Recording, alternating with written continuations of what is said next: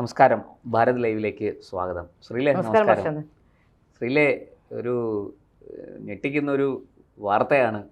നമ്മുടെ മുൻ ദേവസ്വം മന്ത്രി ശ്രീ കടകംപള്ളി സുരേന്ദ്രൻ ആഭ്യന്തരമന്ത്രി രമേശ് ചെന്നിത്തലയെ കണ്ടിരിക്കുന്നു. ഒരു ചർച്ച നടത്തിയെന്നും നടത്തിയില്ലെന്നും ഒക്കെ കേൾക്കുന്നു. എന്താണ് ഇപ്പോൾ പെട്ടെന്ന് കടകംപള്ളി സുരേന്ദ്രനൊരു ചെന്നിത്തല പ്രേമം വരാൻ കാര്യം? ഈ പാർട്ടി മാറാൻ വല്ല ഉദ്ദേശമുണ്ടോ കടകംപള്ളിക്ക്? അല്ല, കടകംപള്ളിക്ക് പാർട്ടി മാറാനുള്ള ഉദ്ദേശത്തിനപ്പുറത്തേക്ക് തന്നെ അറസ്റ്റ് ചെയ്യരുതെന്ന് ആവശ്യപ്പെടാനാണോ പോയതെന്ന സംശയമാണ് എനിക്ക് ബാക്കിയുള്ളത്. അതായത് നമ്മുടെ ശബരിമല സ്വർണ്ണക്കൊള്ള കേസ് അതിന്റെ ഏറ്റവും കീ പോയിന്റിലേക്ക് എത്തുന്നു എന്നാണ് മനസ്സിലാക്കാൻ സാധിക്കുന്നത്. ഇത്രയും നാളും എല്ലാവരും പറഞ്ഞുകൊണ്ടിരുന്നത് ശബരിമല തന്ത്രിയിലും ചില ഉദ്യോഗസ്ഥന്മാരിലും ഒക്കെ ദേവസ്വം പ്രസിഡന്റ് പത്മകുമാറിനെയും ഒക്കെ മുൻനിർത്തിക്കൊണ്ട് മാത്രം കേസ് മുമ്പോട്ട് പോവുകയായിരുന്നു. ഇതിന്റെ യഥാർത്ഥ കണ്ണി എന്ന പ്രശാന്തിലേക്ക്, ദേവസ്വം ബോർഡ് പ്രസിഡന്റിലേക്ക് ഇപ്പോഴാണ്, അതായത് ഏറ്റവും ഒടുവിലുള്ള ഇടതുപക്ഷം ഇരുന്നപ്പോൾ നമ്മുടെ കെ ജയകുമാർ IAS പ്രസിഡന്റ് ആകുന്നതിന് തൊട്ടുമുമ്പുള്ള പ്രസിഡന്റ്, ആ പ്രസിഡന്റിലേക്കാണ് അന്വേഷണം പോകേണ്ടത്. കാരണം ആ പ്രസിഡന്റിനെ സംബന്ധിച്ച് നേരത്തെ തന്നെ ഇത്തരത്തിലുള്ള പല ആരോപണങ്ങളും ഒന്നത്, രണ്ട് വീട് വെച്ചത് കോടിക്കണക്കിന് രൂപയുടെ ഒരു വീട് വെച്ചിട്ടുണ്ട്. ഏതായാലും 45 ലക്ഷം രൂപ ലോൺ എടുത്താണെന്നൊക്കെയാണ് പറയുന്നത്. ഞാൻ മനസ്സിലാക്കുന്ന പ്രശാന്തിന്റെ ഭാര്യ ഒരു താൽക്കാലിക ജീവനക്കാരിയാണെന്നാണ്. ഒരു താൽക്കാലിക ജീവനക്കാരിക്ക് 45 ലക്ഷം രൂപ ഒരു ബാങ്കിൽ നിന്ന് ലോൺ കിട്ടില്ല. അതൊരു പ്രധാനപ്പെട്ട കാര്യമാണ്. അപ്പൊ അന്വേഷണം അതിന്റെ രേഖകൾ അദ്ദേഹം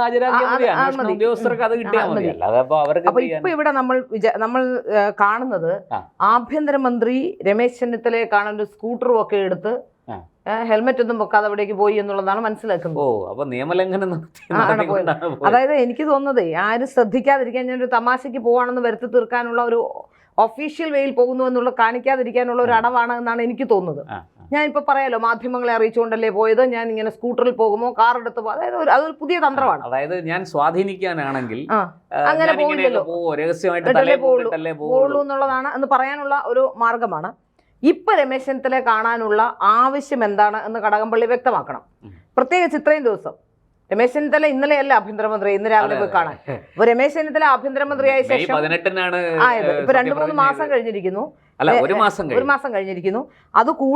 അതുകൂടാതെ ഈ പ്രശാന്തിലേക്ക് എത്തുമ്പോൾ മാത്രം, അന്വേഷണം പ്രശാന്തിലേക്ക് എത്തുന്നു എന്നുള്ളത് കൊണ്ട് മാത്രം അവിടേക്ക് പോകുന്നതാണ്. എനിക്കൊരു സംശയമുണ്ട്. അന്വേഷണം പ്രശാന്തിലേക്ക് വരുമ്പോൾ സത്യത്തിൽ ഭയപ്പെടേണ്ടത് അന്ന് ദേവസ്വം മന്ത്രിയായിരുന്ന വാസവനാണ്. എന്തുകൊണ്ടാണ് ഈ കടകംപള്ളി ഇപ്പോ ഇങ്ങനെ ഒരു അങ്കലാപ്പ് പുള്ളി? ഈ വാസവൻ മാത്രമല്ലെന്നേ, ഇതിനകത്ത് ഇതൊരു കോക്കസ്, എല്ലാം ഒരു കോക്കസാ. അതായത് ശബരിമല സ്വർണ്ണക്കൊള്ളയായാലും വീണയുടെ ED കേസായാലും അതുപോലെ തന്നെ സ്വർണ്ണക്കടത്തായാലും എല്ലാം CPM-ന്റെ മുഴുവൻ നേതാക്കന്മാർക്കുള്ള ഒരു കോക്കസാണ് ഇത്.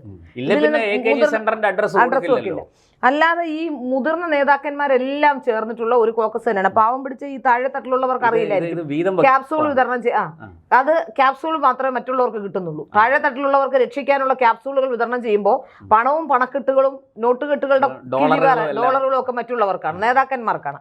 അതുകൊണ്ട് തന്നെയാണല്ലോ ഒരു ഇന്റർവ്യൂവിൽ പിണറായി വിജയന്റെ മകൾ പറഞ്ഞത്, എല്ലാവരും പറഞ്ഞത് എനിക്ക് 100 കോടി രൂപയുടെ ആസ്തി ഉണ്ട് എന്നാണ്. അത്രയൊന്നും ഇല്ലെന്ന്, അതായത് 100 കോടിയൊന്നും ഇല്ല, അപ്പൊ അത്രയും 50 കോടി പോലും ഇല്ലെന്ന് എന്നാണ് പറഞ്ഞത് ഒരു തൊഴിലാളി നേതാവിന്റെ മകൾ. അപ്പൊ അതിൽ നമുക്ക് മനസ്സിലാക്കേണ്ടത് ഇത് കൃത്യമായ ഒരു കോക്കസ് ആണ് എന്നുള്ളത് തന്നെയാണ്. ആ കോക്കസിന്റെ ഭാഗമായി ആര് പിടിക്കപ്പെട്ടാലും എല്ലാവരിലേക്കും അന്വേഷണം എത്തും. പാർട്ടി തന്നെ പ്രതിരോധത്തിലാകുന്ന ഒരു സംവിധാനം എത്തും. അപ്പോൾ ഇപ്പോൾ ശിവൻകുട്ടിയെ വിട്ട ശിവൻകുട്ടി എങ്ങനെ പ്രതികരിക്കും, എങ്ങനെ സംസാരിക്കും എന്ന് പറയാൻ കഴിയില്ല. ഓരോരുത്തരുടെ ഒരു രീതി ഉണ്ടല്ലോ. കടകംപള്ളി ആകുമ്പോൾ ചിരിച്ചുകൊണ്ടും, കടകംപള്ളി പല കേസുകളും എനിക്കറിയാവുന്ന കടകംപള്ളിയുടെ ചില സ്ത്രീ വിഷയങ്ങളൊക്കെ വീണ് കാല് പിടിച്ച് നാണം കെട്ട് ഏറ്റവും ലോക്കലായ സ്ത്രീകളോട് പോലും കാല് പിടിച്ച് കരഞ്ഞൊക്കെ ഒഴിവായിട്ടുണ്ട്. അപ്പൊ എനിക്ക് തോന്നുന്നു കാല് പിടിച്ച് പുറത്തു വന്നിട്ടുണ്ട്. അപ്പൊ അതുകൊണ്ട് അന്തരീക്ഷത്തിൽ കൂടെ പാറി പറഞ്ഞു. അതെ അപ്പോ ഈ കാല് പിടിക്കാനും ഇത്ര താഴ്ന്ന് സംസാരിക്കാനും ഈ ഒരു ആക്ഷേപവും ആരോപണവും വളരെ വ്യാപകമായിട്ടുണ്ട്. തീർച്ചയായിട്ടും ഇപ്പൊ മാത്രമല്ല, നേരത്തെയും ഉണ്ട്. അപ്പൊ അതുകൊണ്ട് തന്നെ ഈ താണു വീണ് കരയാനും കാല് പിടിക്കാനും ഒക്കെ ഏറ്റവും എളുപ്പം ഒരുപക്ഷെ കടകംപള്ളിയെ വിടുന്നതായിരിക്കും കഴിയുന്നയാൾ. വാസവൻ എത്രത്തോളം കഴിയില്ല, വാസവൻ കുറച്ചുകൂടെ ധാർഷ്ട്യമുള്ള ആളാണ്. പിണറായി വിജയന്റെ അത്ര എത്തിയില്ലെങ്കിലും അതിനൊപ്പം ധാർഷ്ട്യമുള്ള ആളാണ്. അങ്ങോട്ട് തല കുനിയില്ല. അങ്ങനെ 2-3 പേര് CPM-ലുണ്ട്. പിണറായി വിജയന്റെ അതുപോലെ ഞങ്ങളുടെ ചെങ്ങന്നൂര് പഴയ MLA സജി ചെറിയാൻ, ഇപ്പൊ MLA ആണ്, മന്ത്രി കൂടിയായിരുന്ന സജി ചെറിയാൻ, അപ്പോൾ അങ്ങനെയുള്ള ചിലരൊക്കെ ഇങ്ങനെ ഈ അഹങ്കാരം എടുത്ത് നിൽക്കുന്ന ചില ആൾക്കാരുണ്ട്. അത്തരത്തിലുള്ള ആളാണ് പിണറായിക്ക് പഠിക്കുന്ന ആളാണ്. അപ്പോൾ അതുകൊണ്ട് തന്നെ കടകംപള്ളിക്ക് ആ പ്രശ്നമില്ല. ഇല്ലല്ല, കടകംപള്ളി സുരേന്ദ്രൻ പോയി കാലൊക്കെ പിടിച്ച് പണ്ടും അദ്ദേഹം ശരിക്കും VS ഗ്രൂപ്പിലായിരുന്നല്ലോ. അപ്പൊ VS ഗ്രൂപ്പിൽ നിൽക്കുമ്പോൾ ഉള്ള ഒരു പ്രകടമായ വ്യത്യാസം ആ മെയ് വഴക്കം അദ്ദേഹം ഇപ്പോഴും കാണിക്കുന്നുണ്ട്. അപ്പൊ അതുകൊണ്ട് തന്നെ നമുക്ക് മനസ്സിലാക്കാൻ സാധിക്കും ഇതിൽ ദുരൂഹതയുണ്ട് എന്നുള്ളത് തന്നെയാണ്. ഇതിൽ എന്തുകൊണ്ടാണ് പോയതെന്ന് വിശദീകരിക്കാൻ കടകംപള്ളിക്ക് ബാധ്യതയുണ്ട്. എന്താവശ്യത്തിനാണ് സാധാരണഗതിയിൽ രണ്ട് രാഷ്ട്രീയ ഇപ്പൊ ഭരണത്തിലുള്ള ഒരു രാഷ്ട്രീയ പാർട്ടിയാണെങ്കിൽ ഇപ്പൊ കേന്ദ്രത്തിലെ ഏതെങ്കിലും ഒരു മന്ത്രിയെ കേരളത്തിലെ ഏതെങ്കിലും ഒരു മന്ത്രി പോയി കാണുന്നതിൽ തെറ്റൊന്നുമില്ല. അല്ല, ഇപ്പൊ കഴിഞ്ഞ ദിവസം കണ്ടല്ലോ നിതിൻ ഗഡ്കരി എന്ന് പറയുന്ന മന്ത്രിയെ CP ജോൺ എന്ന മന്ത്രി പോയി കണ്ടു. അതെന്തെങ്കിലും അഡ്മിനിസ്ട്രേറ്റീവ് ആവശ്യത്തിനാണ്. പക്ഷെ ആരോപണ വിധേയമായി ആരോപണത്തിന്റെ പരസ്യമാണ്. അദ്ദേഹം നേരത്തെ തന്നെ അപ്പോയിന്റ്മെന്റ് എടുത്ത് എല്ലാവരും അറിഞ്ഞ് അദ്ദേഹം ഇപ്പൊ ഇത് പോകുമ്പോഴത്തേക്കും സ്വാഭാവികമായിട്ടും മുഖ്യമന്ത്രി അറിയണം. മുഖ്യമന്ത്രി അറിയാതെ പോകാൻ പറ്റില്ല. അത് മുഖ്യമന്ത്രിയും ഗവർണറും ഒക്കെ അതിന്റെ ഒരു രീതിയാണ്. ഇതിപ്പോ ശബരിമലയിലെ ശബരിമലയിലെ സ്വർണ്ണപ്പാളികൾ മാറ്റിയതുമായി ബന്ധപ്പെട്ടൊക്കെ കേസ് ഒരു പ്രത്യേക വഴിത്തിരിവിലെത്തുമ്പോൾ കടകംപള്ളിയുടെ കൂടെയുള്ള വിശ്വസ്തനെ സംരക്ഷിക്കാനും CPM-നെ സംരക്ഷിക്കാനും, കാരണം ഒരുപക്ഷെ പ്രശാന്തിനെ പിടിപെട്ടാൽ ഇതെല്ലാം പറയും. പത്മകുമാർ ചെറിയ ഒരു നമ്പർ ഇട്ടു നോക്കി, എന്നെ എന്നെ ആദ്യം വന്നപ്പോഴേ പറഞ്ഞു ദൈവതുല്യനാണെന്ന്. ദൈവതുല്യനായ ആൾക്കാർ ദൈവതുല്യനാണ്, നോൺ വെജ് കഴിക്കാത്ത എന്നൊക്കെ പറഞ്ഞു. അതിനുശേഷം പിന്നീട് പത്മകുമാറിനെ പുറത്താക്കുമെന്ന സ്ഥിതി വന്നപ്പോ പത്മകുമാർ ചില കാര്യങ്ങൾ ഞാനങ്ങ് തുറന്നു പറയാന്ന് പറഞ്ഞപ്പോൾ പുറത്താക്കൽ മാറ്റി സസ്പെൻഷൻ നിർത്തിയിരിക്കും. അപ്പൊ അതുകൊണ്ട് തന്നെ നമുക്ക് മനസ്സിലാക്കാൻ സാധിക്കും ഇതെല്ലാം CPM-ന് വളരെ കൃത്യമായി കൈയുള്ള കാര്യമാണെന്ന് മനസ്സിലാക്കാൻ സാധിക്കും. ഇപ്പോൾ തീർച്ചയായിട്ടും കടകംപള്ളി കാണാൻ പോയതിന്റെ പിന്നിൽ പ്രശാന്തിനെ രക്ഷിക്കുക, അതുവഴി സ്വയം രക്ഷ നേടുക, CPM-നെ രക്ഷിക്കുക എന്ന തന്ത്രം മാത്രമാണ് എന്നാണ് എനിക്ക് തോന്നുന്നത്. അതിനപ്പുറത്തേക്ക് എന്തെങ്കിലും കാര്യം, എന്തെങ്കിലും ഭരണപരമായ കാര്യം. ഒരു സംശയം കൂടി ഞാൻ ചോദിക്കട്ടെ. അങ്ങനെയെങ്കിൽ ആഭ്യന്തര വകുപ്പ് കൈകാര്യം ചെയ്യുന്ന മന്ത്രി എന്നുള്ള നിലയിൽ രമേശ് ചെന്നിത്തല തീർച്ചയായിട്ടും ഇക്കാര്യത്തിൽ പൊതുജനങ്ങളുടെ മുന്നിൽ ഇത് വെളിപ്പെടുത്തണ്ടേ? ഇദ്ദേഹം വന്നത് എന്തിനാണ് എന്നൊന്ന് രണ്ടുപേരും പറയണം. പറയാനുള്ള ധാർമ്മികമായ രമേശ് ചെന്നിത്തലയും പറയണം. ഇപ്പൊ ഇത് വിവാദമാകുന്ന സ്ഥിതിക്ക് രമേശ് ചെന്നിത്തലയും പറയണം എന്തിനാണ് കണ്ടതെന്ന്. അതുപോലെ കടകംപള്ളി സുരേന്ദ്രനും പറയണം. പക്ഷെ രണ്ടുപേരും പറയില്ല. കേരളത്തിൽ ഒരു ഇടത് വലത് മുന്നണികളുടെ ഒരു നെക്സസ് ഉണ്ടെന്നേ നമ്മളത്, കാരണം രണ്ടുപേരും കാലാകാലങ്ങളെ അങ്ങോട്ടും ഇങ്ങോട്ടും ഭരിച്ച് മുന്നണി ഉണ്ട്. അതുകൊണ്ടാണല്ലോ തിരുവനന്തപുരം കോർപ്പറേഷനിൽ കാണിച്ചു കൂട്ടുന്ന കാര്യങ്ങൾ കാണുമ്പോൾ നമുക്കറിയാമല്ലോ. അതൊന്ന്. രണ്ട്, സുഗതന്റെ കാര്യവുമായി ബന്ധപ്പെട്ടാണെങ്കിൽ രണ്ടുപേരും ചേർന്നാണ്, ഇന്ത്യ മുന്നണി ചേർന്നാണ് സുഗതനെ കാപ്പ ചുമത്തിയത്. രമേശ് ചെന്നിത്തലയുടെ കാലത്താണെങ്കിലും അതിനുള്ള നടപടിക്രമങ്ങളെല്ലാം പൂർത്തിയാക്കി വെച്ചിരുന്നു പിണറായിയുടെ കാലത്ത്. അപ്പൊ അതിൽ നമുക്ക് മനസ്സിലാക്കാൻ സാധിക്കുന്നത് അതിന് ആഭ്യന്തരമന്ത്രിയെ നേരിട്ട് കണ്ട കാര്യങ്ങൾ ബോധ്യപ്പെടുത്തിയിട്ട് പോലും ആഭ്യന്തര വകുപ്പിന്റെ ഇടപെടലിലൂടെ അല്ലെ ആഭ്യന്തര സെക്രട്ടറിയുടെ ഒരു അതിനെ എതിർക്കാനുള്ള, അല്ലെങ്കിൽ അങ്ങനെയല്ല ഇതിൽ എന്തെങ്കിലും പ്രശ്നമുണ്ടെന്ന് ആഭ്യന്തര സെക്രട്ടറി പറഞ്ഞിട്ടില്ല. അതിൽ നമുക്ക് മനസ്സിലാക്കുന്ന ഒരു ഇന്ത്യ മുന്നണി സഖി. ഇനിയിപ്പോ കോടതിയിൽ നിന്നാണ് സുഗതനാകെ ഒരാശ്വാസമാകേണ്ടത്, നീതി കിട്ടുക. അപ്പൊ ഇപ്പൊ സുഗതനെ അന്വേഷണത്തിന്റെ ഭാഗമായി സുഗതനെ കൊണ്ടുവന്ന് കസ്റ്റഡിയിലേക്ക് വിട്ടിട്ടുണ്ട്. കസ്റ്റഡി 1-2 ദിവസത്തിനും തെളിവെടുപ്പ് നടത്തി തിരിച്ച് പ്രൊഡ്യൂസ് ചെയ്യുമ്പോൾ പോലീസിന്റെ ആവശ്യം കഴിഞ്ഞെങ്കിൽ ജാമ്യം കൊടുക്കാവുന്നതാണ്. പക്ഷെ പോലീസ് അങ്ങനെ പറയില്ല. വീണ്ടും 2 ആഴ്ച കഴിഞ്ഞിട്ട്, കാരണം എങ്ങനെയായാലും പോലീസും അതിനോടൊപ്പം നിൽക്കുമെന്നുള്ളതാണ്. പോലീസ് എപ്പോഴും ഒരു പ്രതിയെ അറസ്റ്റ് ചെയ്താൽ പ്രതിയെ റിമാൻഡ് ചെയ്യണം, കസ്റ്റഡിയിൽ വെക്കണം, ചോദ്യം ചെയ്യണം, തെളിവെടുക്കണം, ഇങ്ങനെയൊക്കെയുള്ള ആവശ്യങ്ങൾ മാത്രമേ കുറ്റപത്രം കൊടുക്കുന്നത് വരെ പറഞ്ഞുകൊണ്ടിരിക്കും. ഒരിക്കലും അവർ ജാമ്യം കൊടുക്കണമെന്ന് പോലീസ് പറയുന്നത് പോലീസിന്റെ രീതിയുമല്ല. അതുകൊണ്ട് സ്വാഭാവികമായിട്ടും നമ്മൾ പോലീസിന്റെ ഭാഗത്തുനിന്ന് അങ്ങനെ അനുകൂലമായ ഒരു നിലപാടുണ്ടാകുമെന്ന് പ്രതീക്ഷിക്കുക. മാത്രമല്ല ശബരി കാട്ടിക്കൂട്ടി നമ്മൾ കണ്ടില്ലേ. ഞാൻ ചോദിക്കട്ടെ, ഇവർക്ക് തന്നെ ആഭ്യന്തര വകുപ്പിനെന്നല്ല കേരളത്തിലെ കോൺഗ്രസിന് വളരെ വ്യക്തമായി അറിയാം ഇവർക്ക് അവിശ്വാസം കൊടുക്കാനുള്ള ഭൂരിപക്ഷം ഇല്ല എന്ന്.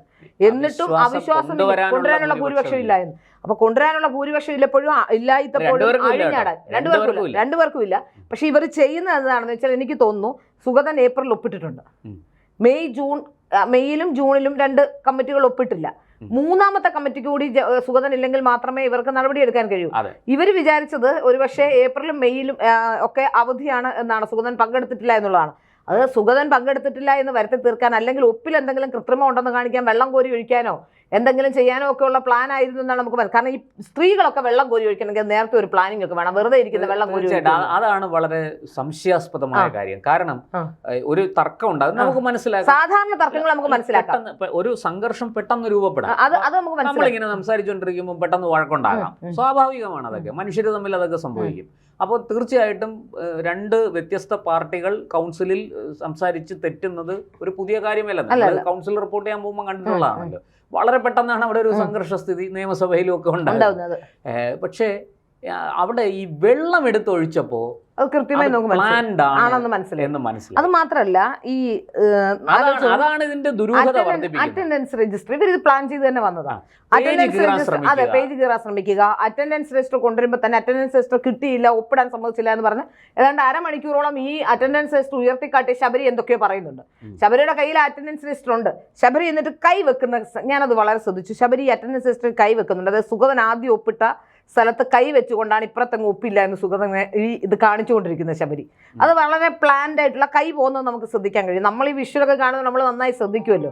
അപ്പോൾ അതിൽ നമുക്ക് മനസ്സിലാക്കാൻ സാധിക്കുന്നത് യഥാർത്ഥത്തിൽ ഇതിനകത്ത് വലിയ കളികൾ നടന്നിട്ടുണ്ട് എന്നുള്ളതാണ്. അതായത് തിരുവനന്തപുരം കോർപ്പറേഷനെ ഇല്ലാതാക്കാൻ ഓരോരുത്തരും, ഇപ്പോൾ ചെമ്പഴന്തി ഉദയനെതിരെ എന്ത് കേസാണ് കൊടുത്തേക്കുന്നത്? സ്ത്രീകളെ ആക്രമിച്ചു. ആ വിഷ്വൽ ഒരിടത്തും ചെമ്പഴന്തി ഉദയനല്ല സ്ത്രീകളെ ആക്രമിക്കുന്നത്, സ്ത്രീകളാണ് ചെമ്പഴന്തി ഉദയന്റെ ഉടുപ്പ് വലിച്ചു കീറുന്നത്. ചെമ്പഴന്തി ഉദയന്റെ ദേഹത്ത് കിടക്കുന്ന സ്ത്രീകളാ ഇങ്ങനെ പിടിച്ച് ഉടുപ്പ് വലിച്ചു കീറുന്ന കോൺഗ്രസിന്റെ കൗൺസിലർമാരാ, വെള്ളം ഒഴിക്കുന്ന കോൺഗ്രസിന്റെ കൗൺസിലർമാരാ. ഇന്ന് അതിലൊരു കൗൺസിലർ വന്ന് അല്ല, ഒരു കാര്യം വ്യക്തമാണ്, ചെമ്പഴന്തി ഉദയൻ ബുക്ക് പിടിച്ചു വാങ്ങിക്കാൻ ശ്രമിച്ചു എന്നുള്ളതല്ലാതെ മറ്റൊന്നും ചെയ്തിട്ടില്ല. അവിടെ ശബരിയും മറ്റുള്ളവരും ചേർന്നാണ്. സ്വാഭാവികമാണ് ശ്രീലെ, ഈ ഇത്തരം പിടിവലികളിൽ അവർക്ക് പിടിത്തം കിട്ടുന്നത് ഷർട്ടിലായിരിക്കും, അത് സ്വാഭാവികമാണ്. പക്ഷെ അതിനകത്ത് വേറൊരു കാര്യം കൂടിയുള്ളത്, ഈ അത്രയും കൗൺസിലർമാരുണ്ടായിട്ട് ശബരി നിൽക്കുന്നത് എവിടെയാണ്? ഇത് പ്ലാൻഡ് ആണെന്ന് ഞാൻ പറയാനുള്ള കാരണം, സ്ത്രീകൾ ശബരിയെ ചുറ്റിപ്പറ്റി നിൽക്കുകയാണ്. അതായത് ശബരി എന്ത് തോന്നിവാസം കാണിച്ചാലും ഇവിടെ നിന്നുള്ള ഒരാൾക്ക് പോലും അവിടേക്ക് അടുക്കാൻ പറ്റില്ല. പുരുഷന്മാർക്ക്, സ്ത്രീകൾക്ക് മാത്രമേ അടുക്കാൻ പറ്റുള്ളൂ എന്നുള്ളതാണ്. അതായത് പുരുഷന്മാർ സ്ത്രീകളെ മുൻനിർത്തി കളിക്കുകയാണ്. ഈ ബിജെപിയുടെ കൗൺസിലർമാരെല്ലാം മാറി നിൽക്കാട്ടോ. സ്ത്രീകൾ ഈ വെള്ളം കോരി ഒഴിച്ചപ്പോൾ മാത്രമാണ് അവർ അവിടെ ദൃശ്യങ്ങളിൽ കണ്ടത്. ഒന്ന്, ഈ ചെമ്പഴന്തി ഉദയനും ഈ വനിതാ കൗൺസിലർമാരും, പിന്നെ ശബരിയുടെ കയ്യിലിരിക്കുന്ന ബുക്കാണ് ചെമ്പഴന്തി ഉദയൻ വാങ്ങിക്കാൻ ശ്രമിക്കുന്നത്, അല്ല സ്ത്രീകളുടെ ഇടയിൽ നിന്നല്ല. അപ്പോ സ്ത്രീകൾ കയറി ഇടയ്ക്ക് വീണിട്ട് ആ സ്ത്രീ ഇടയ്ക്ക് കയറി നിന്ന് അവർ മാറണമെങ്കിൽ അവർക്ക് മാറാം. അവരിടയ്ക്ക് കയറി നിന്നിട്ട് പ്രതിയാക്കപ്പെടുന്ന ചെമ്പഴന്തി ഉദയൻ ഒന്നാം പ്രതി. അല്ലാതെ സ്വാഭാവികമായിട്ടും എൻ്റെ ഒരു കാൽക്കുലേഷൻ, അത് BJP വളരെ ഗൗരവത്തോടെ കാണണം, BJP സംസ്ഥാന നേതൃത്വം. അതിനുശേഷം ശബരിയുടെ അടുത്ത പ്രസ്താവന വന്നത് ഉദയൻ അടുത്ത കാപ്പ ചുമത്തേണ്ട പ്രതിയാണ് എന്ന രീതിയിലാണ്, ചെമ്പഴന്തി ഉദയൻ. അപ്പൊ കേരളത്തിലെ BJP നേതാക്കന്മാരെ ഇങ്ങനെ ഉദയനെ കുറിച്ചും സുഗതനെ കുറിച്ചും ഒക്കെ വളരെ മോശമായിട്ടാണ് ശബരി സംസാരിച്ചത്. ഒരിക്കലും ഒരു പ്രതിപക്ഷ നേതാവ്, രാഷ്ട്രീയം അവിടെ നിൽക്കട്ടെ, പക്ഷെ കുറെ കൂടി മാന്യമായ ഭാഷ ഉപയോഗിക്കാമായിരുന്നു. നിങ്ങൾക്ക് എതിർക്കാം, BJP എതിർക്കേണ്ടത് നിങ്ങളുടെ അതും ശബരിയെ പോലൊരാൾ. അവിടെയാണ് ആ വ്യത്യാസം. അവിടെയാണ് കുറെ കൂടി. ഞാൻ പറയട്ടെ, എത്രയോ വർഷം നിയമസഭയിൽ കണ്ടതാണ്. ശിവൻകുട്ടിയൊക്കെ ഇത് ചെയ്താൽ നമുക്കറിയാം.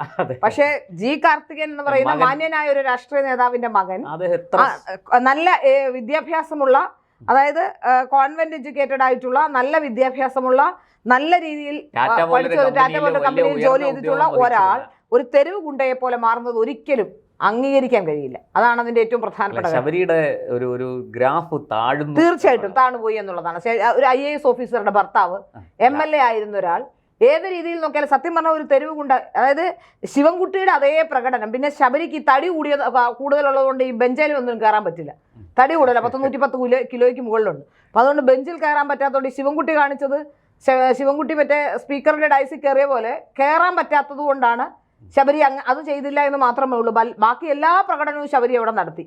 അതും സ്ത്രീകൾ, ആ സ്ത്രീകൾ നിൽക്കുന്നുണ്ടോ, കൗൺസിലർമാർ നിൽക്കുന്നുണ്ടോ? അതിൽ ഏറ്റവും പ്രധാനപ്പെട്ടത്, ഈ പ്രശ്നം ഉണ്ടാകുമ്പോൾ നിങ്ങൾ ആലോചിച്ച് നോക്കൂ, വളരെ കൃത്യമായിട്ട് ഈ വൈഷ്ണ എന്ന് പറയുന്ന കുട്ടിക്ക് അറിയാം പിറകിൽ നിന്നാണ് വെള്ളം വന്നത്, അതിന്റെ ദേഹത്ത് ഒരു തുള്ളി വെള്ളം വീണില്ല.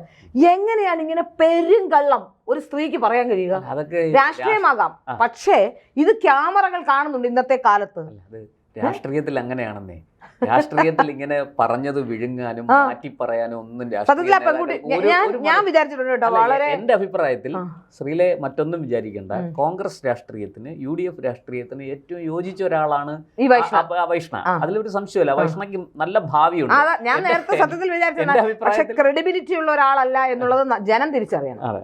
കാരണം ഈ ക്യാമറയുടെ മുന്നിൽ നടക്കുന്ന, ജനങ്ങളുടെ മുന്നിൽ നടക്കുന്ന, അത്രയും മീഡിയയുടെ മുന്നിൽ നടക്കുന്ന ഒരു കാര്യത്തെ ഇങ്ങനെ പറയുന്ന ഒരു ജനപ്രതിനിധി, അത്രയധികം കള്ളം പറയുന്ന ഒരു ജനപ്രതിനിധി, നാളെ ഏതെങ്കിലും ഒരു വിഷയത്തിൽ, ആരും കാണാത്തൊരു വിഷയത്തിൽ എന്തായിരിക്കും ഇവരുടെ തീർച്ചയായിട്ടും വളരെ ദുരൂഹമാണ് ഇതൊക്കെ.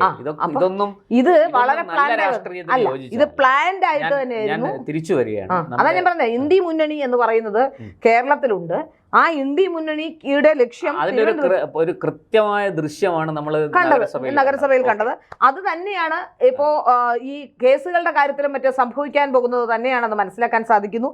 ഈ കേസിലും, ഈ ശബരിമലയിലെ സ്വർണ്ണപ്പാളിയുമായി ബന്ധപ്പെട്ട കേസിലും അതുതന്നെയാണ് സംഭവിക്കാൻ പോകുന്നത്. അതാണ് ഇന്ന് ഇവർ രണ്ടുപേരും തമ്മിൽ കൂടിക്കാഴ്ച നടത്തിയതിന്റെ ഏറ്റവും പ്രസക്തമായ കാര്യമെന്നാണ് ഞാൻ ശരിക്കും പറഞ്ഞാൽ ഒരു രഹസ്യ കൂടിക്കാഴ്ചയല്ല, പരസ്യ കൂടിക്കാഴ്ചയാണ്. പക്ഷെ അതിൽ ചില രഹസ്യമായ അജണ്ടകളുണ്ട്. അത് തീർച്ചയായും.